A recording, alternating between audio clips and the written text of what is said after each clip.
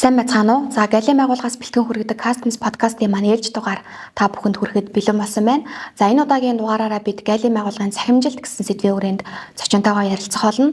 За, энэ удаа бидэнтэй ярилцахаар Галийн ерөнхий газрын тоног төхөөрөмж мэдээллийн технологийн газрын Галийн улсын ахлах байцаагч Мөнх Зул ирсэн байна. Өдрийн мэнд хүргэе танд. Сайн байна. Өдрийн мэнд. Тэгэхээр цахимжилт гэдэг сэдв бол өөрөө дэлхийн нийтийг хамарсан маш өргөн хүрээний чухал сэдв. За, өнөө үед хүн бүхэн одоо цахим шийдлүүдийг өдөр тутмын амьдралдаа ашиглаж өөрсдийн цаг зав хөрөнгө мөнгө хэмнэхийг чухалчлах болсон энэ цаг үед бол одоо төрийн байгууллагууд ч гэсэн өөрсдийнхөө одоо үйл ажиллагаандаа үйлчилгээнүүдээ цахимжуулах одоо шаардлага бол тулгараад байгаа. Тэгэхээр Галийн байгууллагын хувьд ч гэсэн бас энэ цахим шилжилт гэдэг зүйлийг үйл ажиллагаануудаа, хянаа шалгалтуудаа, за мөн үйлчилгээнүүдтэй бас тодорхой хэмжээнд нэвтрүүлээд явж байгаа шүү дээ. Тэгэхээр хоёулаа өнөөдөр яриагаа Галийн байгууллагын цахимжилт яг хизээнээс эхэлсэн. За ямар үеийлүү эрчимтэй явагдсан. Яг өнөөдрийн байдлаар Галийн байгууллагын цахимжилт ямар үе шатн дээр явж байгаа талаар мэдээлэл өгөөд яриагаа хэлье. За баярлалаа. Галийн байгууллага нь анх 1992 онд нэгдсэн үндэсний байгууллага Асикота гэдэг одоо дэлхийн олон орн дээр ингээд ашигладаг галийн системийг ашиглаж эхэлсэн. За үүний дараа бол одоо дотоодын нөөц болцоог ашиглаад одоо мэдээлэл техникийн газраас Гамаск системийг бий болгон ашиглаж байсан. За тэгээд хамгийн сүүл одоо ашиглаж байгаа Кай системийг анх 2011 оноос ашиглаж эхэлсэн байгаа. За тэгээд ер нь яг эрчимч эхэлжсэн үед 2015-аас 16 онд бол бид нар одоо экспортын цаасгүй бүрдүүлэл цахим төлбөр тооцооны одоо e-payment системийг банкнуудтай холбоод хийжсэн. За хамгийн сүүлд 2021 онд одоо Кай системийн шинжилэл хийгдсэн. Мөн зэрэгцээ одоогийн ашиглаж байгаа иргэн аж ахуйн нэгжээс оройсон Галийн цахим үйлчилгээний Гайл цэгийн системийг бол 21 оноос ашиглаж эхэлсэн байгаа. Тэгэхээр Галийн цахим үйлчилгээний систем Гайл цэгийн ажилтнанд орсон нь бол бас үйлчлүүлэгчд руугаа чиглэсэн хамгийн том ажил болсон шүү дээ. Тэгэхээр энэ системээр дамжуулан яг өнөөдрийн байдлаар хэдэн төрлийн үйлчилгээ үзүүлж байна. За мөн тус системээр үйлчлүүлж байгаа иргэдийн тоо давтамжийн хувьд ямар мэдээлэл вэ? За бид нар одоо Галийн цахим үйлчилгээний Гайл цэгийн системийг ашиглалтанд оруулаад үйлчилгээгээ байнга нэмээ явж байгаа. Одоо хуучин Гайлаас олгодог байсан үйлчилгээнүүдийг цахимжуулаад одоо Гайл цэгийн рүү оруулсан байгаа. За ер нь энэ дээр бол одоо иргэн аж ахуйн нэгж бол иргэнд бол 13, аж ахуйн нэгжид 33 төрлийн үйлчилгээ Гайл цэгийн дамжуулаад за үйлчилгээ мэдээлэл ингээд авах боломж бүрдсэн. За ер нь хамгийн том ашиглаж байгаа хэсэг нь бол Галийн одоо мэдүүлэг бичих буюу өөрөө мэдүүлэх үйлчилгээгаа. За энэ дээр бол 2024 онд бол одоо 53% нийт бүрдүүлэлтийн 53% нь бол Гайл цэгийн дамжиж өөрөөсөө мэдүүлсэн байна. Иргэд аж ахуйн нэгжүүд маань 2025 онд 57%, за 2026 онд одоо 65% нь одоо Гайл цэгийн буюу Галийн зурж өчгөөр иргэн аж ахуйн нэгжүүд маань өөрөөсөө одоо мэдүүлгээ бичиж байна. За тэгэхээр саяны таны тоо баримтаас харахад бол жил ирэх тусам одоо өөрсдөө бүрдүүлэлтээ хийж байгаа иргэдийн тоо бас ихсэж гин гэсэн тоо харагдаж байна. Тэгэхээр Гайл цэгийн системээр дамжуулан одоо саяны ярьсан Гайлийн бүрдүүлэлт хийх, за мөн Гайлийн одоо нэг 33 аж ахуйн нэгжийн үйлчилгээ зэрэг үйлчилгээнүүдийг авахаас гадна өөр одоо боловсронгуй байдлаар ямар үйлчилгээнүүдийг үзүүлж байна? За өмнө нь одоо Гайлаас л авлага тодорхойлт одоо Гайлаар нийт одоо бүрдүүлэлт хийсэн бүрдүүлэлтийнхаа мэдээллийг авдаг ийж одоо цаасаар авдаг байсан. Энийг бол бид нар цахимжуулсан. За тэгэхээр одоо бүх мөн одоо Гайлийн төвчд холбогдчихсэн эцэг авлага, за Гайлийн одоо нийт хэд хэмжээ татвар төлсөн, хэдийн хэмжээний бүрдүүлэлт хийсэн гэдэг тодорхойлтойгоо авч гээ. За мөн гадаад бодлооны статистик мэдээлэл, за барааны ангиллаар за ямар бараа маань ямар татварын хувь хэмжээтэй байгаа юм бэ гэдэг мэдээлэл. За мөн одоо өөрийнхөө ачаагаа одоо хэлээр Монгол улсын хэлээр орж ирсэн байна уу буюу орж ирээд аль хяналтын бүсдээр явж гэн гэдэг мэдээллийг бид нар контейнер дугаараараа, тэрэн баримтын дугаараараа хайж одоо харах боломжтой. За мөн Галийн мэдүүлгээ ч гэсэн энэ мэдүүлгийг нь одоо бүрдүүлэлт ямар үе шатанд явж байна гэдэг мэдээллийн дугаараа ингээд хийгээд юм харах боломжтой байгаа. За тэгэхээр системийг ашиглахад ер нь хэр хэлбэр байдгийг үйлчлүүлэгчдийн зүгээс яг энэ системийн ашиглалттай холбоотой ямар гомдлуудыг түлхүү ирүүлж байна Галийн байгууллагад? За ер нь бол нэг альва юм шинээр анх ашиглаж эхлэхдээ ер нь хэцүү байдаг шээ. Тэгээд хүмүүс дасаад одоо сүүл одоо баг 5 жил ашиглаад эхэлсэн явж байна. Тийм учраас одоо ер нь сүүлийн үед бол хэрэглэгчдээс сайжруулах санал их ирдэг. За тэгэхээр бид нар өөрсдөө яг бас тэр системийг ашиглаад үйлчлэгээ авдаггүй учраас одоо хэрэглэгч талынхаа саналыг аль болох тусгадаг. За ямар санал ирж тэр тусмаа хэрэглэгчээс ирж байгаа саналаар бид нар системийг байнга сайжруулалт хийгээд явдаг. Хэрэглэгчд маань бас энэ системийг ашиглахдаа ямар алдаанууд асуудлуудыг бас илүү түлхүү гаргаж байна. Ер нь бол одоо алдаа гэхээсээ хэрэглэхдээ анх нөгөө тоон гар үсгээр дээр нэвтэрч ордог. Бид нар ч одоо нэг хуучин бол одоо системүүд зөвхөн одоо хэрэглэгч нэр пассвортоор ордог байсан бол одоо сүүдэд Монгол улсад одоо бид нар дан систем гэж байгаа шүү дээ. Одоо ийм Монгол тоон гар үсгээр орж байна.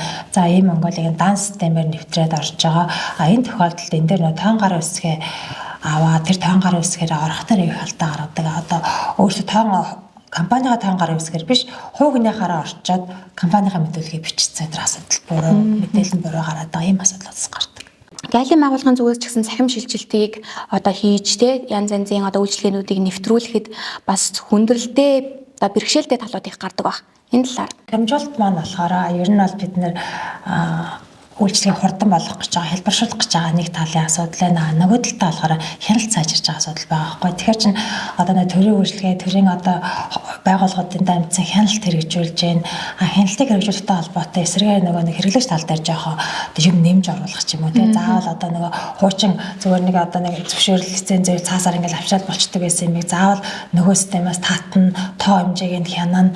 Тэнгүүд нөгөөсөө тэрийгээ буруу бичиж гэдэргээд энэ талын асуудлууд бас их үүсэж байна. Дээрээс нь бид нар цахим нэг цанх одоогондоо бий болоог байгаа учраас хэрэгцээ шаардлагаараа гайлан байгууллага маань одоо энэ зөвшөөрөл лиценз олгож байгаа ингээ байгууллага бүртээ цахим холболт хийгээ явж байна. За бид нар эмийн хяналт зохицуулалтын газартай эмийн импортын лицензийг холбож байна.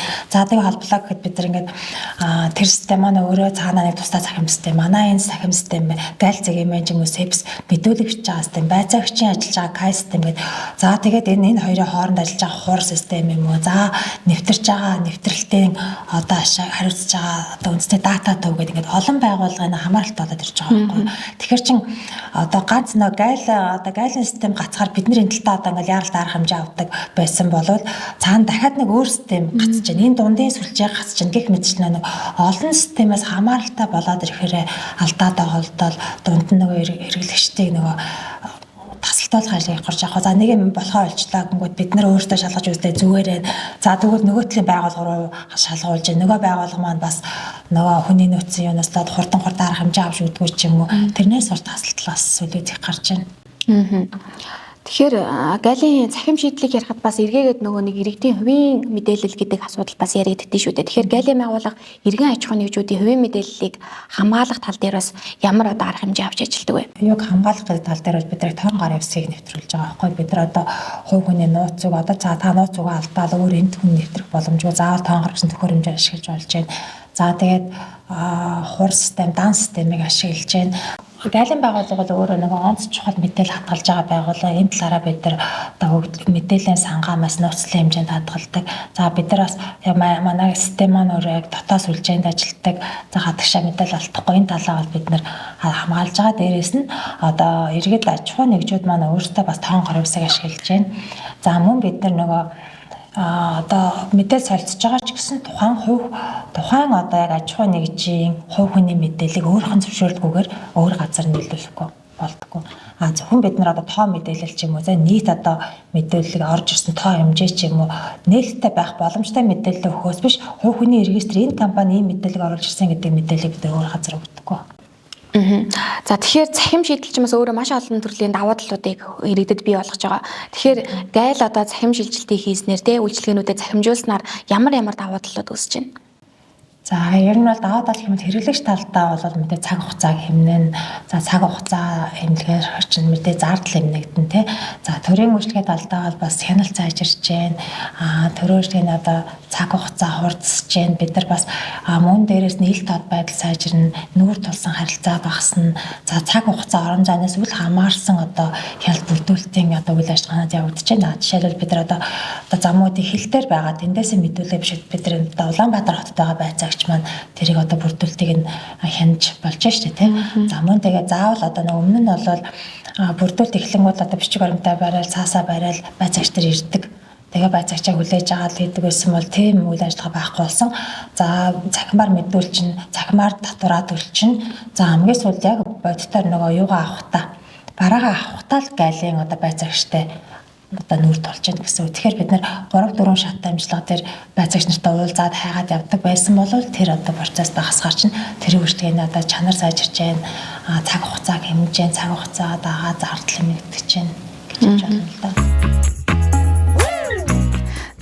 Гайл подкастыг үзэж байна. Тэгэхээр цаашаад галийн байгууллага цахим шилжилтийн хүрээнд ямар шинэлэг ажлуудыг хийхээр төлөвлөж байна? За бид нар одоо анх 92 оноос цахимжсан галийн байгууллага нэлээд эртний цахимжиж эхэлсэн. За ер нь яг одоогийн байдлаар бол хиллээр одоо бараа тэрээс орж ирэхээс эхлээд одоо иргэн аж ахуйнч бараагаа галиас авах хүртэл бүх үйл ажиллагаа бүрэн цахимжсан байгаа. За одоо сүүлийн үед бид нар энэгээ цахимжуулалтаа байнга эрчимжүүлж байна. Засгийн газраас өгсөн тогтоол одоо чиглэлийн хүрээнд бид нар байнга сайжруулж хийж байна. За ер нь сүүлийн үед одоо бид нар тоног төхөөрөмжийг ашиглах тий. За бид нар ухаалаг гарц системийг нэвтрүүлсэн байна. За одоо эрдэнэтгээнүүдийг нэвтрүүлсэн байна. Тэгэхээр бид нар одоо илүү тоног төхөөрөмжийг ашиглах. Тоног төхөөрөмжөө цахим системтэйгээ холбож одоо цахимжуулах тал руу илүү анхаарч байна. За мөн одоо бид нар анх одоо 92 оноос хойш цахимдсан бол одоо бид нар 30 гаруй жилийн гайлын одоо дата байна. Тэр датагаа ашиглах бид нар их хөгжил суурилсан одоо дашборд мэдээллийг гаргах, за мөн хиймэл оюун ухааныг ашиглах. За тэгээ ер нь бол одоо сүүлийн үеийн чиг хандлага бол бид нар одоо хөгжил суурилсан шийдвэр гаргах чиглэл рүү явж байна. Тэгэхээр өмнө нь бол одоо бид нар нэг байцаагчийн одоо туршлагаар юмнууд хийдэг байсан тий. За байцаагч туршлагаараа за энэ контейнерыг ингэ шалгандаа ч юм. За одоо эсвэл энэ хэлээр ийм хэмжээний мэдээлэл орж ирэндэ гэдгийг бол ер нь бол туршлагад суурилж одоо явдаг гэсэн мэт сүүлийн үеийн чиг хандлага бол өгөгдөр суурилсан шийдвэр гаргалт. Тэгэхээр бид нарт одоо маш их хэмжээнд 30 жилийн дата байгаа шүү. Энийгээ яаж цаашдаа шийдвэр гаргалтанд илүү ашиглах вэ?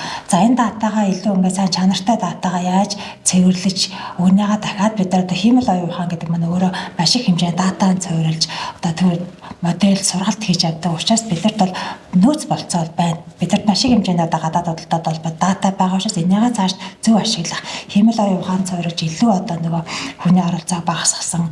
За хиймэл оюун ухааныг ер нь бол одоо бид нар аль болох нөгөө protection буюу одоо урьдчилан таамаглах гэдэг дээр ашигладаг баггүй. Жишээлбэл одоо улсын хэлээр одоо ирэх сард тэр их хэмжээний бараа орчих боломжтой гэдэг бид одоо өмнөх түүхэн датан дээр ашиглаад хиймэл оюун ухаанаар одоо урьдчилан таамаглах гаргаж болно. За мөн одоо сая бид эхний ээлжинд бол бид нар гайлын байгууллагад автоматтай ирдэг байнга асуултуудыг одоо сургаад чатбот нэвтрүүлсэн байгаа. За тэгвэл бид нар заавал гайл руу устдаж асуухгүйгээр гайлд одоо ямар бичиг баримт шаардлагатай гэдэг үнэлгээгээ баталгаахын тулд ямар бичиг баримт шаардлагатай гэдэг гэх мэт асуултыг бид нар бол чатботоос асуух боломжтой иргэн аж ахуйн нэгжүүд маань өөрсдөө. За мөн одоо бид нар хоёр дахь төслийг болвол бид нар барааны английн кодыг одоо хиймэл оюун ухааны тусламжтайгаар санал болгох хэрэгтэй. За энэ маань бол одоо гайлын мэдүүлэг бичгээд хүмүүсийн хамгийн хэцүү маань барааны английн кодоо зөв тодорхойлох хэрэгтэй болдог. Тэрийг зөв тодорхойлоход татвар тарифын асуудал гарна, шаардлагатай бичиг баримтын асуудал гардаг учраас барааны английн кодоо олохыг одоо бид нар туслах үүднээс хиймэл оюун суурилсан одоо барааны английн кодыг санал болгох системийг одоо бид нар хийгээд явж байгаа туршилтын шатанд явж байгаа. Одоо бид нар ирэх намраас удахгүй нэвтрүүлнэ. Цаашдаа бид нар мөн Солонгос засгийн газрын тусламжтайгаар койкагийн тусламжтайгаар бид нар одоо эрсдлийн удирдлагыг шинэ түвшинд нэвтрүүлэх, хиймэл оюун ухааныг эрсдлийн түвшиндээ ашиглах ийм төслүүдийг бас эхлүүлээ явж байна. За тэгэхээр гайлын байгууллагын зүгээс одоо цахим системийг ашиглан тий гайлд өөрөө мэдүүлж байгаа, бүрдүүлэлтээ өөрөө хийж байгаа иргэн аж ахуйн нэгжүүдэд өгөх 3 зөвлөгөөг хэлвэл юу гэж хэлэх вэ? За одоо бид нар системээ ашиглаад мэдээлэл үнэн зөв оруулах. За мэдээлэл бичиж байхдаа барааны нэрээ, биткойн кодоо зөв сонгох. За мөн одоо бид нар дагалдах бичиг баримтын нөөц банкны хэлээсээ тэрийг бас одоо тод гаргах хэрэгтэй зөв оруулах. За үүнээс гадна хоёрт бол бид нар тоон гарын эсгийн хэрэглээ нууц зүгээ оруулах. Хүн одоо иргэн аж ахуйн нэгж маань хүн өөрийнхөө нууцыг сайн хамгаалах хэрэгтэй. Тийм учраас одоо хүнд нууц зүгээ дамжуулахгүй байх. Хүнд одоо өөрөө за миний нүгээр ороод юм биччихээрэй гэхгүй ямар нэгэн байдлаар өөрийнхөө нууцыг мэдээлэлээ хамгаалах бас үүрэгтэй, тэрийг анхаарах хэрэгтэй. За гуравдмаар бид одоо системийн ашиглагаа цаг хугацаагаа хэмнэхэд бол бид одоо урьдчилаад мэдээлэл бичих боломжтой байхгүй. За ачаа маань нэг л ирж байгаа заавал ирснийхэн дараа мэдээд бичээд байхгүй. Цахим системээр бичээд бэлтжиж болно. Бичиж бэлтчихэд илгээчих юм уу те.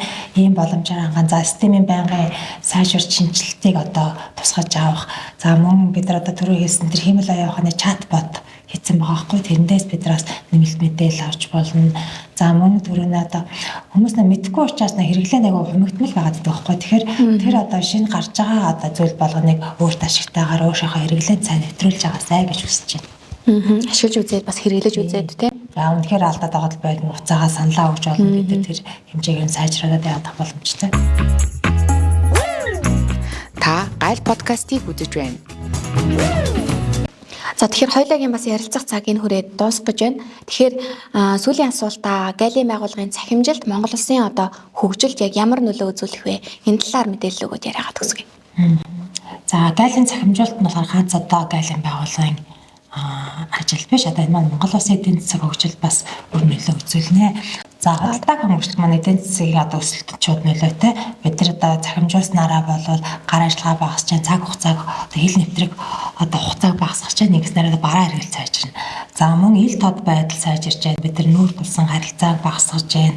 За мөн төрийн үйлчлэгээний чанар сайжирч जैन, төрийн үйлчлэгээний зардал багасж जैन. За мөн одоо энэ төсвийн орлого нэмэгдэхэд одоо мөн чухал нөлөөтэй. За мөн одоо олон улсын интеграц. За бид нар хил дамсан цаасгүй худалдаа нийлэлцээрт Монгол улс нэгдсэн байгаа. Энэ утгаараа бид нар одоо хөрс зэрэгэлтэй орнуудтай бол одоо мэдээлэл солилцоогоо захин мэдээлэл солилцоогоо сайжруулах явж байна. За ингэснээр бол олон улсын интеграц сайжирч байна. За бид нар одоо Монгол одоо орж ирэхээс өмнөх одоо экспортлогч орноос мэдээлэл захимаар авчих юм бол илүү одоо богино чинь цаг хугацаа богиносоо мэдүүлгээ одоо шууд нөхөж бичгээд бол одоо экспортлогч талаас авсан мэдүүлгээр их боломжтой болон цаашдаа за мөн одоо Монгол улс экспортод гарч байхад бол одоо бичиг цаасыг бол одоо зөвшөөрөл лиценз эдрийг бол бид нөгөө экспортч улс талдаа төрүүлээд илгээчих юм бол бас тэр цаад улсаа хил нэвтрэх хугацаа маань өдр багасах. Одоо ингэснээр ер нь бол олон улсын хэмжээнд ч гэсэн одоо мэдээлэл солилцоо сайжирна, интеграц сайжирснаар эдийн засгийн өсөлтөнд бас нөлөөлөл нь хаа гэж бодож байна. За баярлалаа. Тэгэхээр өнөөдрийн подкастаараа галын байгууллагын цахимжилтын талаар бас нэлийн дэлгэрэнгүй тодорхой ярилцлаа. За өнөөдрийн дугаараас маань иргэд аж ахуйн нэгж бизнес эрхлэгчид маань одоо багч гэсэн хэрэгтэй мэдээлэл авсан байхаа гэдэгт итгэж байна.